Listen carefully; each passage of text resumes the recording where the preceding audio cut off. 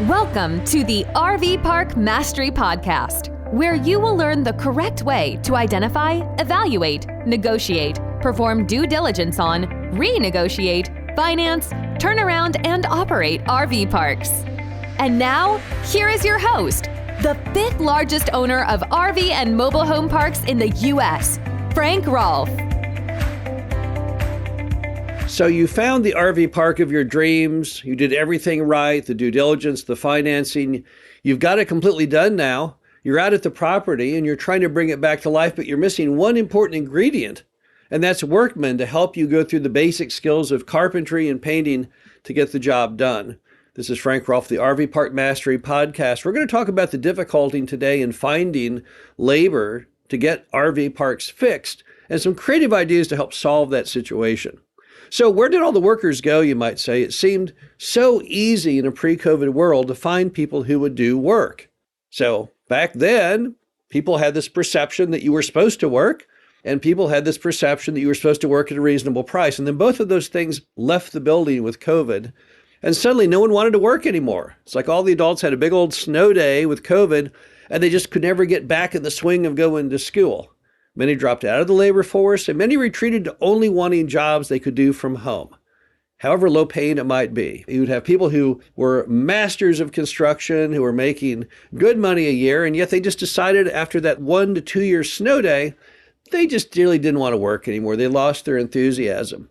So as a result, finding contractors has never been more difficult. And number two, since you're talking RV parks and you're talking typically not in urban centers, it's also harder just from a sheer number of people, sheer number of population that does those kinds of jobs. It's more rarefied air. So that being the case, you've got the RV park, and although you're kind of handy, you can't really go out and re-roof a structure. What do you do? How do you solve that? Well, the first item would be using work campers. You will find a number of websites in which you can obtain people who will come and stay in your RV park and work for their rent. They basically will stay. You'll also pay them cash on top of that.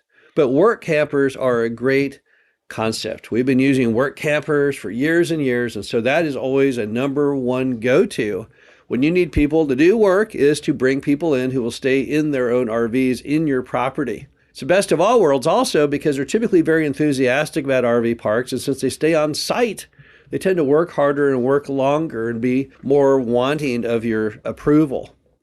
Another item is you can put a banner out on the fence of your RV park, which typically has pretty good road frontage, that says something like skilled carpenters needed, because in most cases when you're trying to renovate structures, that's the thing you need skilled carpenters. You know, you could probably paint things yourself. You could probably clean in a pinch, but the problem is you probably can't build stuff. You probably don't have the tools or the know-how, and it's too dangerous for you to go and learn how to use a power saw at this point in your life. So it's probably better to go ahead and let others do that kind of skilled work. And so putting up banners on your fence that say skilled carpenters needed, that can also be successful. Also, you can go around to any local laundromat and bulletin board in a grocery store, and you can put up flyers again saying skilled carpenters needed, and then your phone number vertically on the bottom, cut into fringe like a 1970s jacket so people can rip off the phone number. That's another way to get things going. And then just talk it up around the town. Tell everyone that you need help. You need workers to help you bring that RV park back to life. Everywhere you go, I don't care where it is.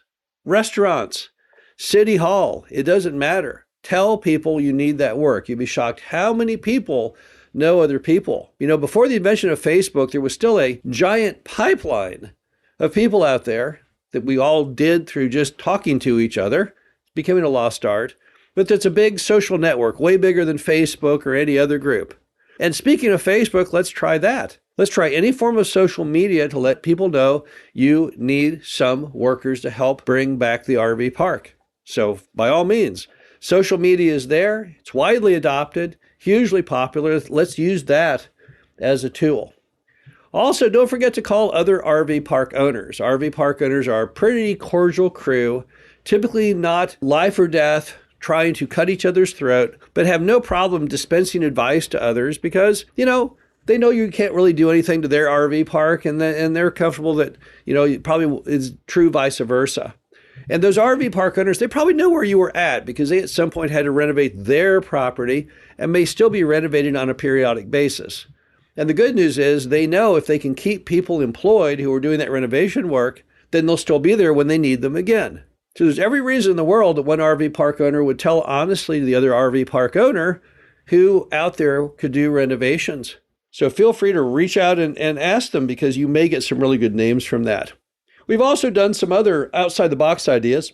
For example, we had a property that was near an Amish area of America, and we went over to the Amish area letting people know we need skilled carpenters with flyers, with phone numbers, because they are not typically as attuned to social media or electronics in those areas. So anytime you have anyone who you think might have a shot, but maybe off the radar as far as your reach of your marketing, by all means, reach out to them.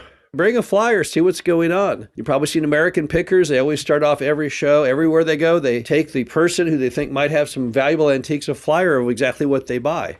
It does not hurt to do that yourself in normal life as you go around.